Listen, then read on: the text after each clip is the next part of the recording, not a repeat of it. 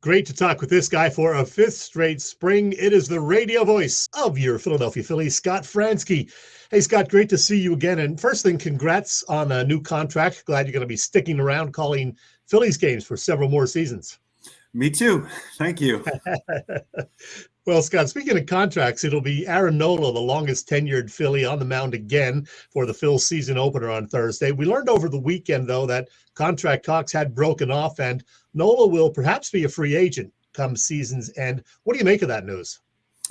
Well, I mean, I think as much as anything, it's probably frustrating a little bit for both sides that they weren't able to come to an agreement. I think they both would like to work something out, but in a little bit reminiscent of what JT Realmuto went through a couple of years ago when he was a free agent and went to the market and went into the offseason, and the Phillies ended up paying then rather than getting a deal done a year out. So again, I think there's risk for both sides. Clearly, there's reasons why both sides wouldn't want to do it, but or wouldn't be able to come to an agreement. So I sure hope they can figure something out. I think Aaron's obviously a heck of a pitcher.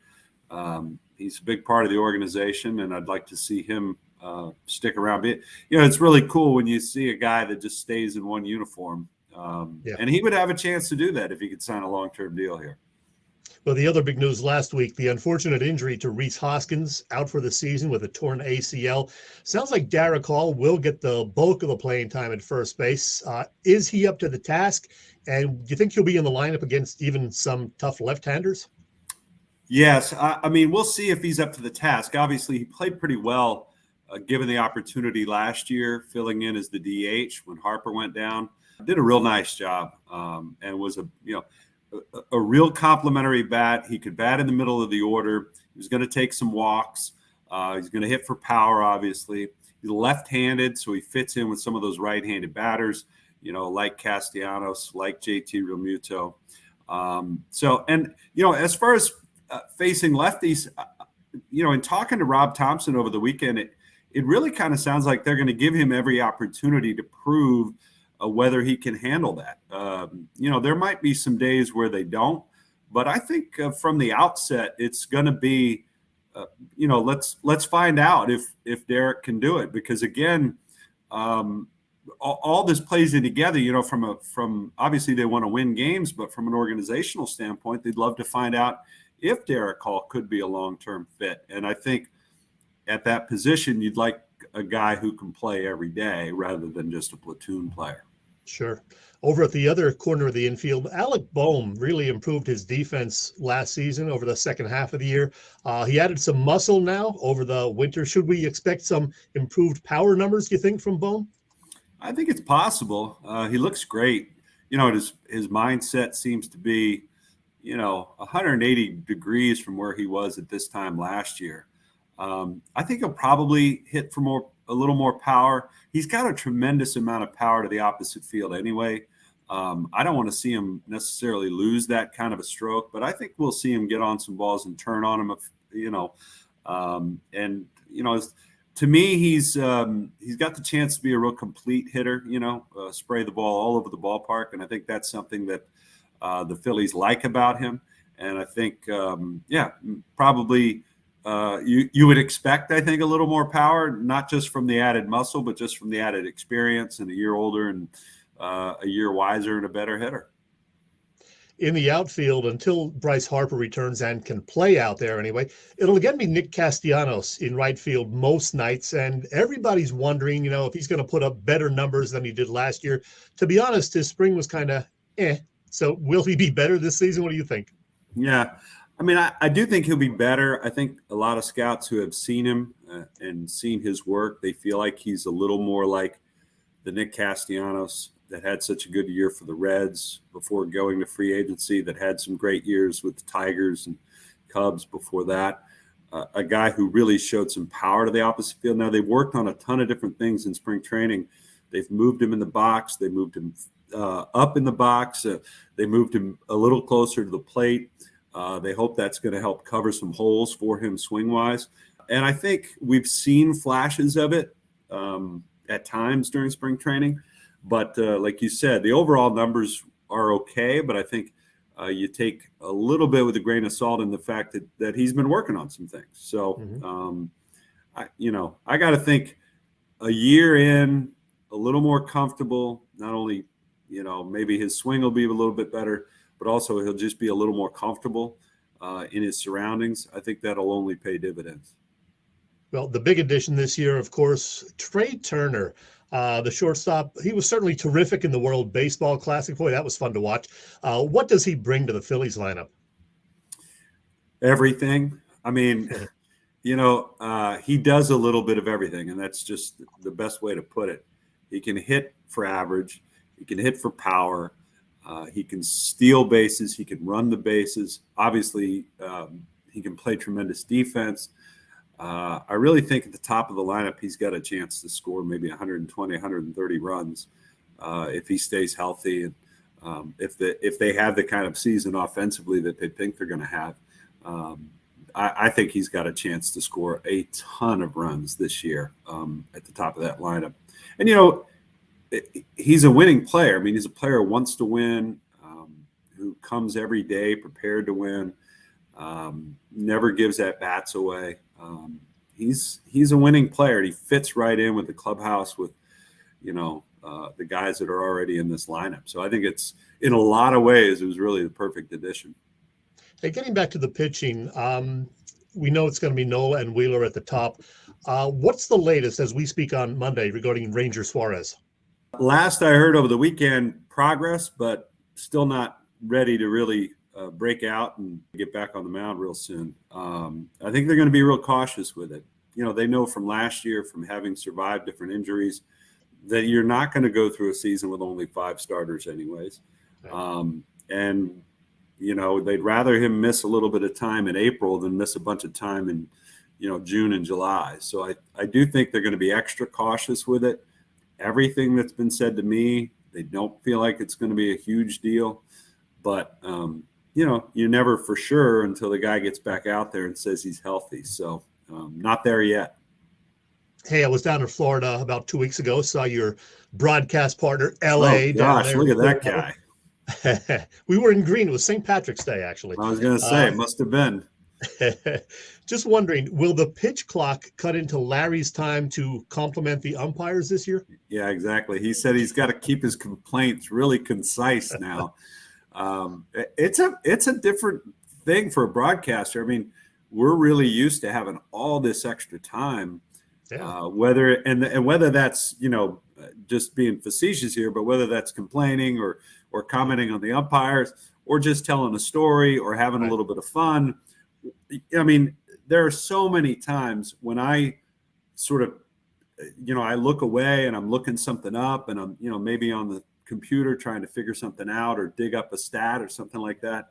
I mean, we can't really do that anymore. It's definitely a different pace. It's felt that way in spring training. I don't know if it'll feel a little bit different once we get further into it, but it definitely felt that way that, you really have to lock in. In addition to the pitch clock, of course, there's the banning of the shift. What's that going to mean? Is that going to lead to more hits, more runs? Yeah, I think it will. I think it's definitely going to improve batting averages overall.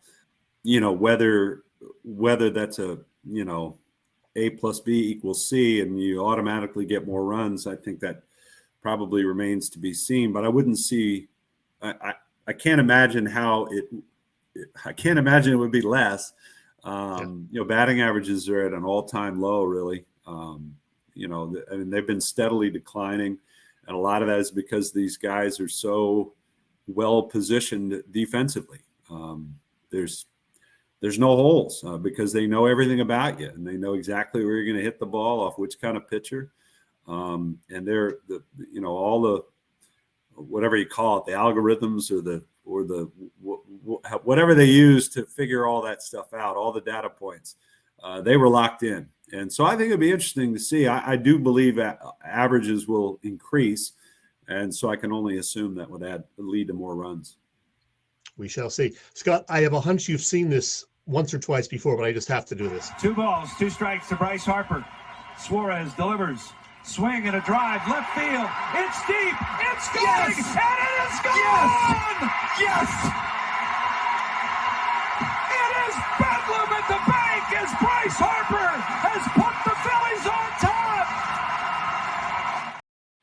Boy, that was fun.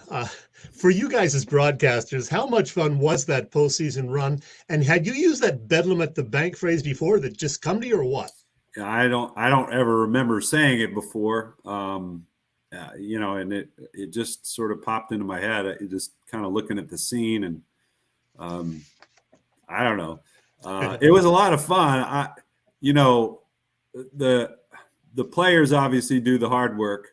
They're the ones out there making the moments for us. And it was just amazing to me how it was one after another. There was one moment after another. And there was, as we might like to say in the industry, they gave us a lot to work with. It was a lot of fun. It's something, I'm not diminishing any other playoff run the Phillies have had during my time here, because they're all special and they're all unique. But last year was really, really special. We had T-Mac on the show a couple or 3 weeks ago, and he said, even with Bryce on the injured list to start the season, that this Phillies team is better than last year's club, thanks to Trea Turner and some other additions. Do you agree? And what's your general outlook for maybe another long postseason run? Yeah, I do think they're a deeper squad. Part of it, let's just take, for instance, the Rhys Hoskins injury. You feel a lot better this time with it happening than you probably would have a year ago at this time, because you didn't really know about Derek Hall. You could have said, all right, we're going to give him a chance, but you didn't have a lot of information on him as far as a big league resume. So I think in that sense, you're deeper there. You're deeper on the infield. Your bench is better and more experienced. Pitching wise, when healthy, they're a better rotation at the start this year. Ranger's a big part of that, so they would need to get him back. But you look at some of the arms that are coming, some of the arms we've gotten to see in spring training, they're really good. And again, I think it shows the overall depth of the organization has improved dramatically over the last 3 or 4 years. On paper they might be better. That doesn't mean they'll win more. Health is such a big thing. It's such a long year. The new schedule is different. That's gonna.